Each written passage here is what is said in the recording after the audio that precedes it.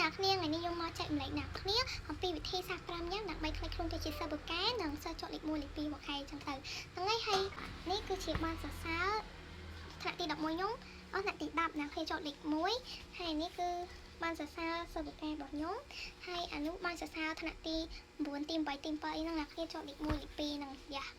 មានទៀតហ្នឹងហើយចឹងឥឡូវកុំឲ្យខាត់ពេកយើងចូលដល់វិធីសាស្ត្រទី1របស់យើងទាំងអស់គ្នាវិធីសាស្ត្រទី1គឺការយកចិត្តទុកដាក់ស្ដាប់គ្រូពន្យល់វាគឺជាអីមួយដែលសំខាន់បំផុតណាស់គ្នាខ្ញុំសិស្សខ្លះជាសិស្សការដោយសារតែការស្ដាប់គ្រូនឹងឯងការស្ដាប់គ្រូពន្យល់គឺជួយឲ្យយើងយល់មេរៀនហើយវា effective ខ្លាំងមែនតើបើយើងទៅអង្គុយអត់អារម្មណ៍អត់ដឹងហោះទៅណាឬក៏អង្គុយតែនិយាយមុនភ័ក្រយើងអាចស្ដាប់គ្រូអ្វីដែលគ្រូមកបញ្យល់មកយើងគឺយើងខាតបង់ខ្លាំងមែនតើណាគ្នាវាព្រោះថាពេលខ្លះគ្រូនិយាយមកគាត់អាចនិយាយម្ដងទៀតបានទេហ្នឹងហើយដល់គាត់និយាយហួសគឺហួសហើយណាគ្នាតែអញ្ចឹងគឺការស្ដាប់គ្រូបញ្យល់គឺ effective ក្នុងការខ្លាចជាសិស្សបកែហើយ note take note រាល់ដែលពាក្យសម្ដីដែលគ្រូគាត់ផ្ដោតសំខាន់ហើយនឹងឬក៏ពាក្យសំខាន់យើងត្រូវតែកត់ទុកព្រោះថាគ្រូខ្មែរយើងអាចចាំគ្រប់ពាក្យដែលគ្រូនិយាយបានទេហ្នឹងហើយការដែលស្ដាប់គ្រូបរៀនគឺនាំឲ្យយើងយល់នៅពេលដែលយើងយល់វាខុសពីការចាំអ្នកគ្នាបើយើងចាំតាមផ្លែតអីវាភ្លេចយកម្ល៉េះប្រឡងហើយយើងភ្លេចអស់ហើយតែបើយើងយល់ណាយើងទឹកនឹងយើងរៀនចឹងក្រោយយើងអាចនឹងចាំបានខ្លះបើយើងម្លឹកឡើងវិញចាព្រោះថាយើងយល់គឺអត់ងាយភ្លេចទេតែបើយើងចាំយើងងាយភ្លេចលឿនមែនតើចឹងឥឡូវយើងចូលវិធីសាស្ត្រទី2គឺការធ្វើកាទៀសិស្សបកែគឺត្រូវមានកាទៀព្រោះថាវាបញ្ជាក់ពីថាសិស្សយើងមាន self study ហើយនឹងមានមេរៀនឲ្យគ្រប់អ្នកគ្នាត្រូវកត់មេរៀនរាល់មេរៀនដែលគ្រូដាក់ឲ្យកត់ណាយ៉ានេះគឺខ្ញុំអ្នកគ្នាបងប្អូនវិធីសាស្ត្រទី3គឺរៀនមុនគ្រូអ្នកគ្នាអ្នកគ្នាអាចចំណាយពេល5ទៅ10នាទីអានភៅមុនពេលដែលគ្រូគាត់មកបរៀនណាអ្នកគ្នាយើងអាចទៅសាលា4 5ទៅ10នាទីហើយយើងតនេះយើងអង្គុយអានភៅដែលមកវិទ្យាទៀតរៀនហ្នឹងណាយ៉ាយើងមានចម្ងល់ថាយើងអាចយកពីមេរៀនមុនគ្រូហើយមានសំណួរសួរគ្រូហើយពេលគ្រូសួរអីយើងអាចឆ្លើយមកគ្រូបានយ៉ាហើយខ្ញុំប្រាប់មកទៀតគឺសិស្សបកែគឺគាត់ចូលចិត្តអង្គុយមកគេហើយចូលចិត្តឆ្លើយឆ្លងមួយគ្រូហើយចូលចិត្តសួរគ្រូយ៉ាមានចម្ងល់អីយើងសួរមានគ្រូសួរអីយើងឆ្លើយហើយយើងត្រូវមានទំនាក់ទំនងល្អមួយគ្រូដើម្បីមានចម្ងល់អីយើងអាចសួរគ្រូបានលឿនឆាប់ឥឡូវនេះយើងចូលដល់វិធីសាស្ត្រទី4ម្ដងអ្នកគ្នាគឺរំលឹកមេរៀនយ៉ាអាហ្នឹងខ្ញុំបាននិយាយមិនដែរគឺការយើងរៀនមុនគ្រូហើយយើងរៀនមួយគ្រូហើយយើងត្រូវរំលឹកវិញព្រោះថាយើងអាច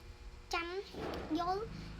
វាមិនយើងរៀនភ្លាមយើងចាស់ភ្លាមយើងចាំភ្លាមអ្នកគ្នាដល់យើងរំលឹកឲ្យវាចាំឲ្យយើងយល់ឲ្យតែច្បាស់ហើយអ្នកគ្នាមិនគ្រូពន្យល់រឿងមកហើយយើងចេះយើងចាំយើងយល់ភ្លាមអ្នកគ្នាយើងត្រូវរំលឹកឲ្យយើង self study គឺខ្លាំងជាងគ្រូបរៀនទៀតវាមិនយើងដល់គ្រូបរៀនយើងឲ្យយើងចេះហើយយើងមកអនុវត្តអីច្រើនថែមតែអានឹងយើងចេះអត់តែខ្លាំងណាស់គ្នាយ៉ានេះគឺ